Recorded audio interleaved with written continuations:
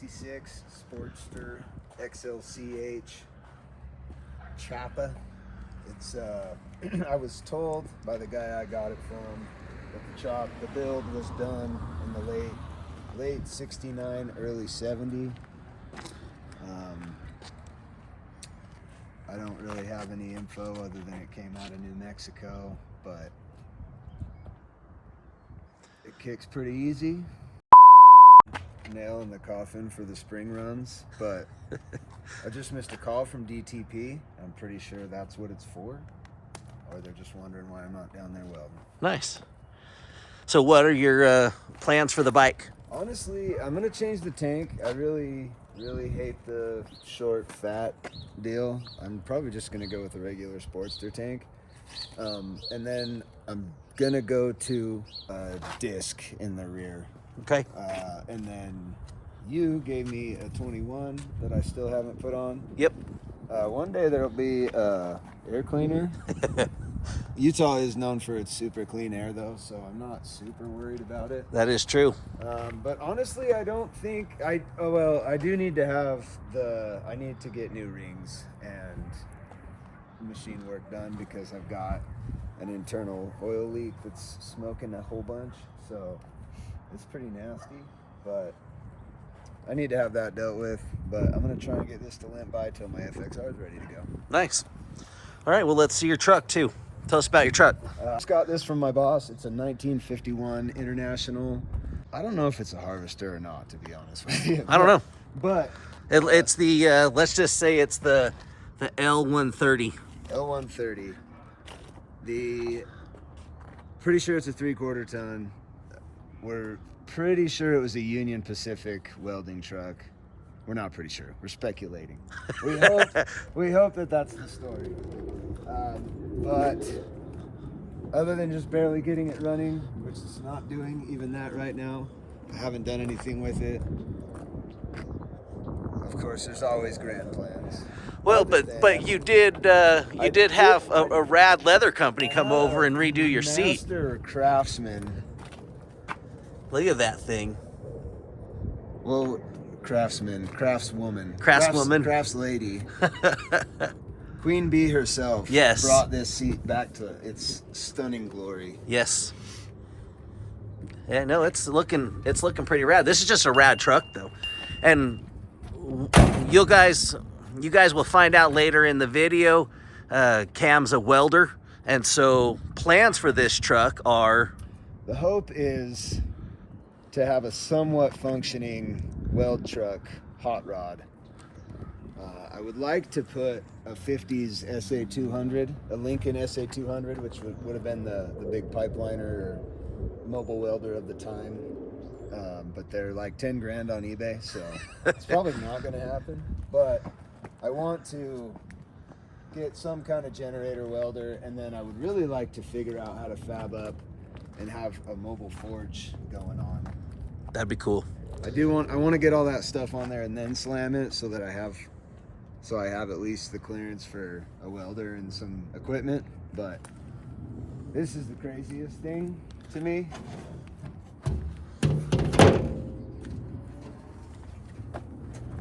This is the thickest welding rod I've ever seen. That is pretty thick. 70/18. Jeez. That's like a 1/4 inch thick. Do you think that it would have been like the railroad tracks they were welding together? It had to have been.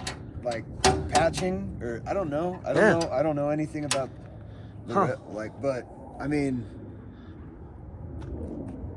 that had to, I don't know. Mobile, like train in the middle of nowhere, and that's the hope. Definitely different colors. The yellow and green's got to go. But we are kind of hoping there's a rad old shop decal. I hope so too. If not, I want to put my fake shop logo, my Ogden-born Metals. Yeah. If that ever gets going again. No, I think that'd be pretty rad. And I mean, I hope you keep the green, but it's not my truck, because I think the green's pretty rad patina. I don't hate this. Like the old, like it looks. I don't know. The old govern weight. Yep. That's pretty rad. I did try and wire wheel the wheels. It didn't go so good, but yeah, that's all right. It'd be kind of cool to just sandblast them and paint them. I think so too. Personally, but I do like there's a setup for an oxyacetylene rig over there, so I think it would be rad to have it be somewhat functional to be able to roll up to the job and weld a little bit. 100%. And at car shows, And you know, just to be able to have that. Yeah, hey, let me fix that muffler for you. Exactly. I got some 1/4-inch 7018 back there. Let me just blow a hole You know, in that's, your gas you know what, tank, that's right? actually perfect for body work. Yeah, I've heard that. It's Well, really hard to tack. Yeah. Here we are sitting with Cam, friend of mine for a long time, but also another car enthusiast, motorcycle rider, musician, all around badass. No. Yes, the baddest of asses. Obviously, he has face tattoos and head tattoos, which make you the baddest of asses. It's a costume. Yeah, no, this is just a costume. I'm tender and soft inside. I just want to be held. Yeah, that's me too. Yeah. I just really, and at the end of the day, I just need to be held. Yeah, yeah. So tell us a little bit about Cam Nielsen. I have 3 kids. I'm married to the love of my life. I'm a pipe welder. You're married to me? Yeah. Oh, hell. We haven't told our wives yet, but I think for tax reasons. It would Yeah, really tax work out reasons. for everybody. Yeah. If our wives were single and Yeah. anyway, yeah, I'm a pipe welder. I've been doing that for 8 years, and I really enjoy that a lot. Nice. I recently became a foreman, so that's been a big goal of mine. That's So pretty I'm rad. Stoked about that. So Yeah. it's been a really great year. The past year, it's been gnarly as hell. But other than that, I've been playing guitar since I was 14. How old are you now? I'm 34. I'll be 35 here in 2 months or so. So, Okay. 20 years. That was really the only thing I cared about until I got my first Harley. Mm-hmm. And that didn't happen until I was 28 or 29. Okay. I had kids right when I turned 18, and so I didn't come up in a house where we did car stuff. Yeah. My dad and my stepdad were IT guys and computer guys. There was no motors ever. And so, and then I had kids right when I turned 18. There was no money for anything, you know how it is. And so I do. finally got my first Sportster when I was 28, and started hanging around at, you know, Tucker Speed and meeting everybody that, you know, that I know now. And so that's really where I started really late. Yeah. Learning about all this stuff, and so I'm still playing catch up in my mid-30s, and it's been awesome hanging out with everybody, getting to know everybody. I really, really hated Utah when I first lived here, when I Okay. first moved back from Santa Cruz. Okay. And it was just, I was in a band. I've been in 2 bands really since I've been back in Ogden, and met a lot of people that way. Yeah. But really, since I got more into bikes and stuff, that's what I met. So I met a lot of great people that way for sure, but Okay. I really started meeting the raddest people I feel like are in Ogden when I got into bikes, you know. Yeah, I hear you there. Just all those chopper guys in South Ogden, you know, ~𝐿𝐻𝐿𝐻 and Yep. Hey, is he was it on the Weber channel. or Weber? Is it- I always call him Weber. I thought so too. But maybe it's is Weber. It Weber? Cody, Is it it Weber Weber or or Weber? Yeah, we need answers. We do. Anyway, you know, there's just like I hated Ogden. I hated living here when I first moved back and I was 19, 20. There wasn't a lot of great local bands. It seemed like. Okay. I'm not trying to bag on anybody, but I was bummed. I grew up in Santa Cruz, California, and there was just a lot of like a great local music scene for every genre. The skateboarding was awesome, you know. And then so I was bummed, but then right when I met all those guys, all you guys, you know, Yeah. everybody, that's when I really started to love Ogden. Ogden is pretty rad. It is, and it sucks that it took me that long to figure it out, because Yeah. I have lived in Ogden. So I was born in Ogden, Okay. and then I moved to Santa Cruz when I was 11. Okay. I think 11, and then I moved back here when I was 19. So I only lived in California for like 8 years. Yeah. I used to always say I was from California. But then one time someone was like, "See, you've lived in Ogden for like 2/3 of your life." I was only like in my mid-20s at the time. I was like, yeah. You know, Candace, we were talking about something the other day, and I was like, you know, I'm from California, and she's like, well, you are, but you know, you've lived in Utah now, coming on 30 years. Yeah. You're more Utah than you are California. Yeah. And I'm all, that's pretty fair. You fight it, but then when you figure out it's okay, Yeah. Just accept it. You do. You just accept it and go with it. Yeah. Now you play guitar. We have a couple guitars over there. Tell us about why are these ones special to you? All right. I mean, that one that you have in your hand looks pretty fancy. Yeah. So this is a 𝐋𝐞𝐿 White Falcon, and 𝐋𝐞𝐿s are. Why is this guitar fancy? So is it old? No, it's so guitar manufacturers will often make a reproduction of a certain year. So this is a 1959 recreation. Okay. It's kind of it's like not to be snobby, but it's the big fancy 𝐋𝐞𝐿 that all the 𝐋𝐞𝐿 nerds want. Okay. And that's is 𝐋𝐞𝐿 the name? That's the guitar company. Okay. This is a 𝐋𝐿 White Falcon. Oh, it's the White Falcon. Yeah. I brought this one up because Melissa got it for me when we got married. Yeah. So it was one that when I was a teenager, I was a big rockabilly nerd. Yep. And it was just kind of the bucket list guitar. You do see a lot of rockabilly guys that are in band play something that looks like that. Yeah, it's kind of tends to be more geared towards that. But I, in my band play. Well, we haven't played in like a year, but it's definitely more of a. I can't play. It's too cold, dude. It's cold outside.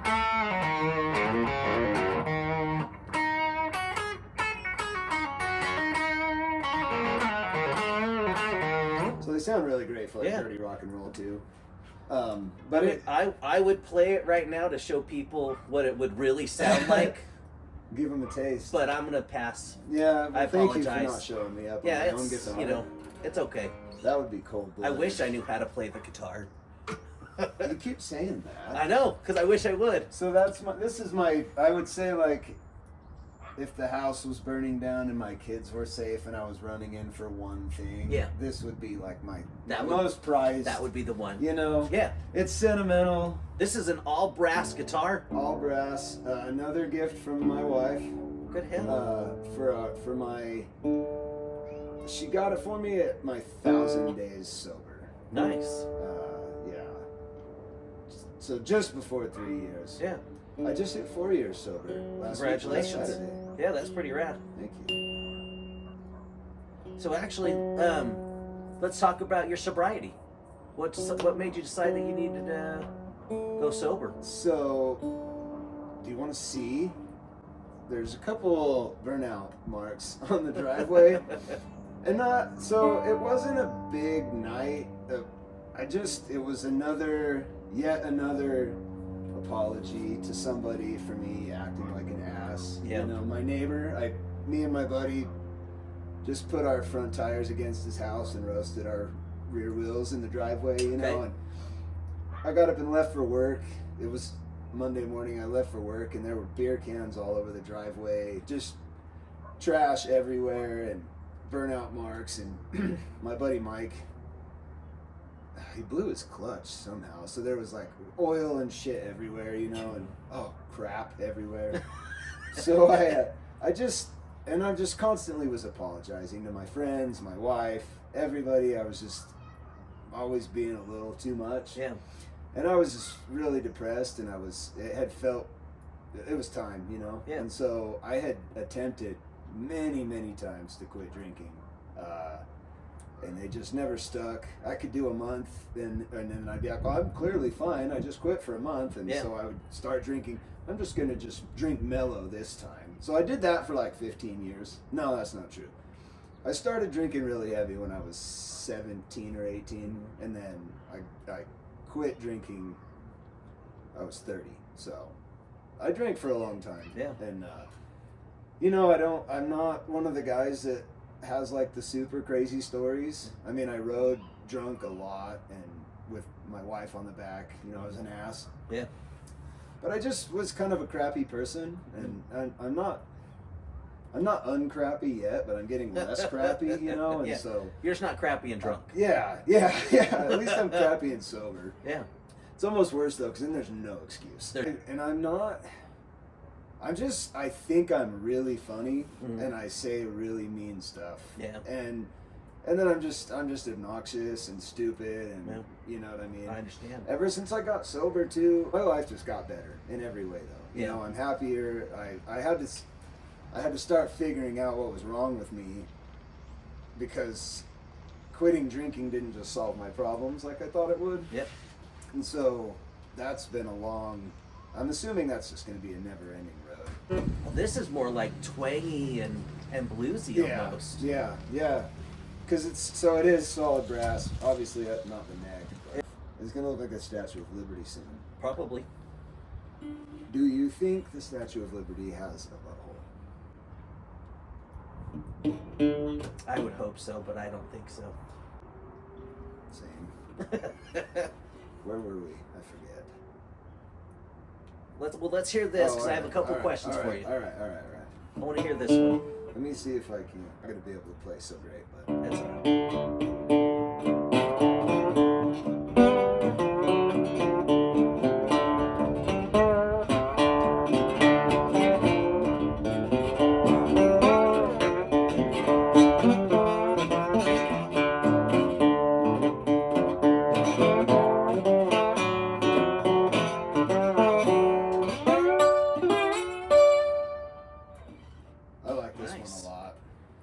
Pretty rad. I like it because I love blues from like the 20s and 30s. Mm-hmm, me too. And it was typically just a solo dude on a guitar. Probably my favorite thing about it is I'm not a great acoustic player. Like I couldn't sit and write you a song with 3 or 4 chords that means anything. You know what I mean? But I can riff and do dumb shit like that all day. No, I dig it. That's my favorite. So you're 34, going to be 35. Yes. With 35 years of experience, specifically, what would you go back in time and tell your 9-year-old self? 9-year-old self? Yes. I never think about going back that far. I only think about going back to when I started pipe welding. Well, I have a legit reason for that. Okay. So I could come, but when I was 9, what would I tell myself when I was 9? I don't want to say it on camera. I would tell myself, I would honestly just tell myself that it's all going to be okay. Yeah.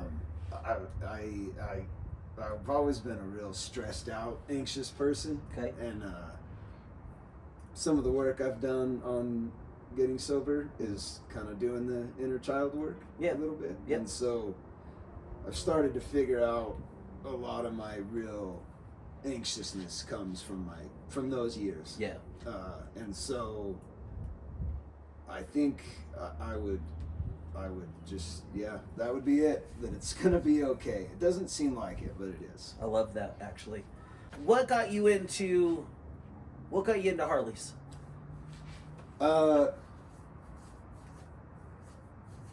So I was into choppers before I was into Harleys specifically. Yep. Something about the welding when I would watch those shows that's really what started. I've wanted to be a welder since then, since that time, and it took me till I was 26. Yeah. But anyway, so I always really wanted to learn how to weld choppers, specifically that portion. But then, like, my first bike was a Honda Rebel. Okay. I actually got that when I was like 22, but I only had it for 6 months. We had to sell it because I was tight on money. Yeah. But anyway, I was hoping to chop that, but I didn't even know what that meant back then. You know what I mean? I didn't know chopping it meant making it rigid. I guess I knew just from the image, like, I don't even know I couldn't even give you a good example other than that time. And then I would just, this was before we had Instagram and stuff, so you weren't following all these No. chopper pages No. and You just had magazines. yeah, I wasn't Or a talking TV with show dudes maybe. about like specific like a 60s chop versus 70s chop, you know, or Yep. a Frisco, you know. Yeah. I say a lot. It's all right. But I just knew I really loved them. And then I got when my kid's mom left, and you kind of reinvent yourself Yep. on your first big breakup, you know. Yep. And I figured, I was like, that's what I'm gonna do. Somehow I'm gonna be a chopper guy. Finally, you know, like somehow. Yeah. But at that point, I still couldn't have told you the difference between a Sportster and a Honda Shadow. Okay. And so, I got my Sportster. I don't know if you know Ramon. Shit, man, I'm blanking on his last name. He was in the Saints, the Salt City Saints. He's in the Unlucky Ones car club. Yeah. Yeah. Yeah. And so anyway, he called me one day and was like, personal stuff. I need this bike to be gone. You can take your time paying me. Come get it like right now. And Hell yeah. So I went and got it. It was kind of a little bobber. It was a swing arm, but like, Yeah. you know, it was a little bobber. Yep. But it was your start. It got my start, and then I totaled it a couple months later. Like my son is really getting into. He's got an Ironhead project too. Yep. So, you know, and he's not into music really, and so that's something we can do together. Yep. But then I feel super guilty taking off to ride. Like I shouldn't be alone. Like that's selfish. So it's just like I never win. At 35 years old, even though most people would consider 35 still pretty young, you've still been through a lot. Yes. You've learned a lot of hard lessons. Yes. Doesn't matter what it pertains to. What's one piece of advice you can give the people that watch my videos? What's your piece of advice that you'd like to pass on to somebody at this point in your life? Oh man. I have recently discovered the core of our negative emotions tend to be us thinking about our own thoughts. Okay. So a negative thought will pop into my head, and I will just sit and think it through and think it through and think it through and make it worse and bigger and bigger. Okay. If I don't do that, if I just let it go and take a mental break from that subject, Yeah. it doesn't affect me nearly as much. And so figuring out how to let the small stuff go and not sit and stew Yep. on the bad stuff and just let what's going to happen, even though I am failing miserably at living as an example of that. Can I give advice that I can't take? I think so. I'm passing it along. If you guys figure out how to do it, please swing by and let me know. Let them know. But that would be it. I think I forget the quote, but basically, the majority of the pain that we feel in our lives, we create ourselves. 100%. And so, figuring that out. No, I dig that quite a bit. Well, that's pretty rad. So, last thing I do on my videos before we end is there anything that you want to talk about or say? I think, first off, what you're doing is rad. Thank you for that. Thank you. I appreciate I that think a lot. I'm really stoked to be getting to know all the people I'm getting to know at this point in my life. You know, Yeah. I've kind of moved away from being involved with music as much, and I'm really hyped on the quality of people that there is around here in our little, you know, if I can call it ours, if I can include myself in the craftsman, the I hate to say entrepreneur, but in the entrepreneur, you know, there's so many rad people. Tony Tucker, Eric and Tucker, you know, just some rad examples of badass dudes that live in Ogden, and I'm stoked that I get to know you guys. Well, Cam, thank you very much for being on Shop Talk. Thank you for having me. Yeah, and I guarantee sooner than later we'll do a number 2 of this video. I hope so. And we'll take a number 2 and then video for the second video. Yes. On the second day of the week second and the month. Yes. At 2 o'clock. Preferably in the PM. Yeah, yeah. 2 a.m. is. It's the first 2 a.m. or the first 2 of the day. I don't want that. I want the second. The second 2 of the day. So text me all that because I don't know that I'll. But yeah. Okay. I'm there. Awesome. 100%. Hey, thanks, brother. My man. Appreciate you. Thank you. Everything that happens is motivation. How many Subarus do you have on your street? 11. Good hell.